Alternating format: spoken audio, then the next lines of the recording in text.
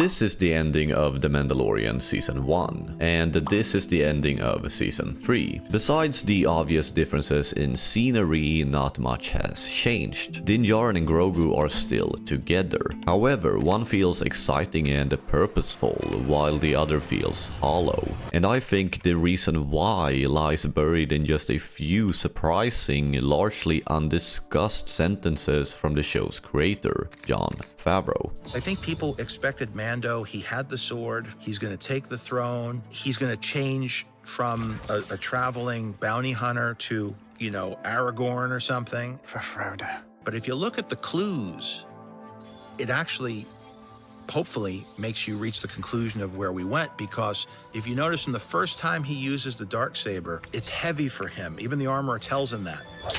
There, feel it?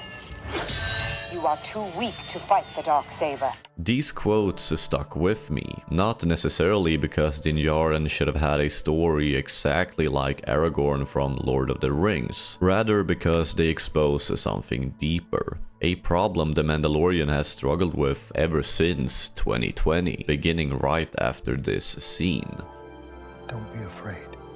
And it has to do with writing conflict, or in this case, not really writing it at all. Many may have expected to be a showdown between the two of them, ends up with them both going for something very different and working together. But to explain all of this, to understand how Mando was lost in the void of a larger plot and the brutal consequences of that, we have to start with the spin-off series The Book of Boba Fett, where Din Djarin suddenly reappeared out of nowhere. We felt that it would be difficult for us to go a whole season without seeing him. And so he's a friend of Boba's, so it makes sense to bring him back into the story. What makes this episode so unique, except it being in a totally different series, is the fact that we see a familiar yet also whole new side of the Mandalorian. A man returning to his old roots, only this time he's struggling with everything from finding a sense of a purpose to completing his bounties. He's back to being a bounty hunter. He has the darksaber. You know, you can feel that he's someone who is searching for his home. I remember feeling like we got the first episode of Season 3 without the third season actually being released, which obviously felt kind of weird. However, I didn't have a problem with it, mainly because this episode is really good. Instead, the trouble started to appear in the chapter following this one, something we will get to soon. But first, let's take a look at the story choices this episode did make, and how they could have led to a very different and definitely a more compelling path for Din Djarin. We're learning more about the covert and what the rules are, and how much it hurts him to be a pariah because he broke the one rule that he understood he could never break. I beg you for your forgiveness. How can I atone?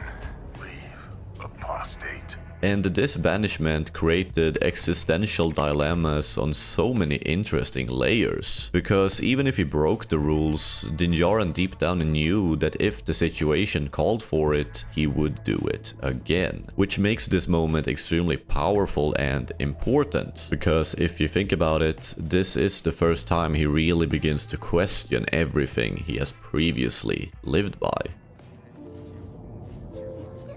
And I personally thought that internal conflict and quiet loneliness would pave the path for a brilliant character arc. One where Mando evolves, learns to handle the darksaber and gradually reflects on his old creed. That he'd come to see that a single choice, removing his helmet, doesn't define him as a Mandalorian. That perhaps it's those rigid black and white beliefs that have kept the Mandalorian people divided for so long. And that maybe, just maybe, This is the way. isn't the way after all. On a completely different note, but I promise it connects to the series, let's listen to Tony Gilroy, the creator of Andor, talking about the droid K2SO and the difficulties of having to write such a character. And I want you to listen closely, because you might notice some surprising parallels to someone else. The crippling flaw was it was Cassian and K2, the droid, going on missions, you know, and I basically said, man, this is really, the people put this together, it's really slick, but you're gonna run out of road really fast. There's just no no story nutrients here to keep going. Did you perhaps also find some similarities to a small green guy? Yeah, that's what I thought. Just like K2 from a writing perspective, Grogu as a character is a nightmare. He can't talk, and he can't really take care of himself either. Which makes it very hard to create a story that doesn't become repetitive or hinder the character growth of Din Djarin. I can bring you in warm,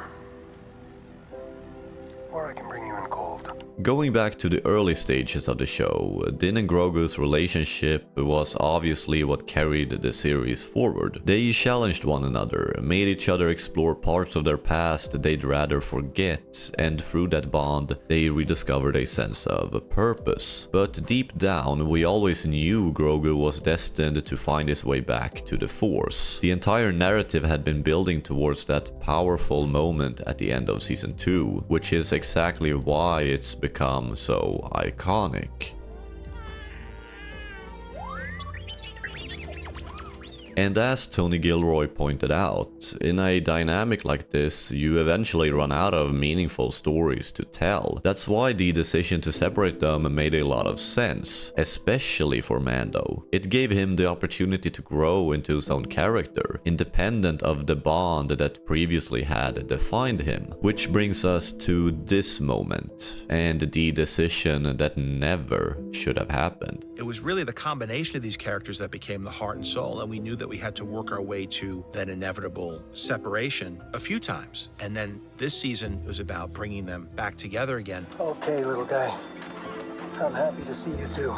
Just listening to Favreau talk about the reunion between Grogu and Din, it becomes pretty clear. This probably wasn't entirely his call. Jon's a phenomenal filmmaker. He's helped shape modern cinema and revolutionize the television storytelling, so it's hard to believe that he chose to reunite these two characters so soon, especially when the choice essentially resets everything he spent 6 years building. And to do it in a completely different series, that move didn't just make it genuinely confusing for casual viewers, it also undercut the emotional payoff like crazy. Take this scene in Book of Boba Fett as an example. I came all this way. He's right there.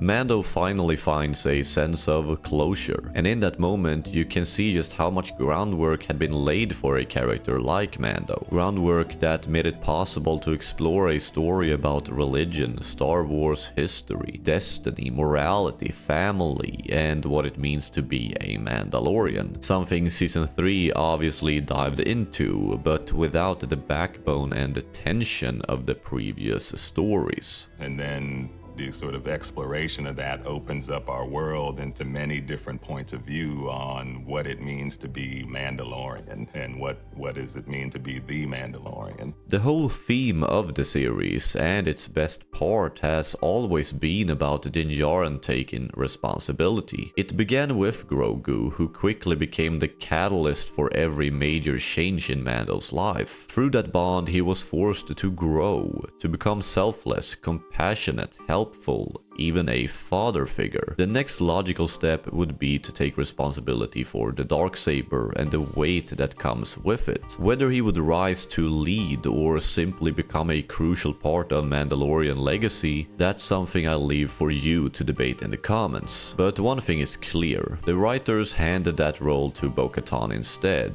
and it felt rushed, out of place both morally and within the larger Star Wars mythology, especially when you consider her past in the Clone Wars, Star Wars Rebels and beyond, where she has been anything but kind-hearted. Heroism is putting your own individual needs aside and making them subservient to something bigger than yourself. I think the studios have to realize that sometimes a story doesn't need a clear-cut hero. What made Mando resonate with us wasn't perfection. It was a struggle. He felt real because he was flawed, because he suffered, because he tried. And when Din left Grogu to find his own place in the galaxy, that wasn't abandonment, it was a sacrifice. That's what growth looks like, setting aside what you want for something greater. Yes, it was hard. Yes, the Darksaber felt heavy and unwieldy, but that's the point. Growth isn't easy. Character arcs don't begin with strength, they begin with vulnerability, with someone stumbling in the dark until they learn to stand tall. Just look at Luke Skywalker, look at Sabine Wren when she was trying to use the Darksaber. It's not supposed to be easy, because then it will never feel earned. But somewhere along the way, The Mandalorian changed. It became something else, a story that lost its focus, forgot its heart and drifted away from the very thing that once made it special. And as I watched, I started to wonder, were those two first seasons really as good as I remembered, or was it always leading here to a missed opportunity? Keep the Star Wars journey going by watching this video about the amazing Star Wars Andor. Thanks for staying until the end, and I wish you a great day.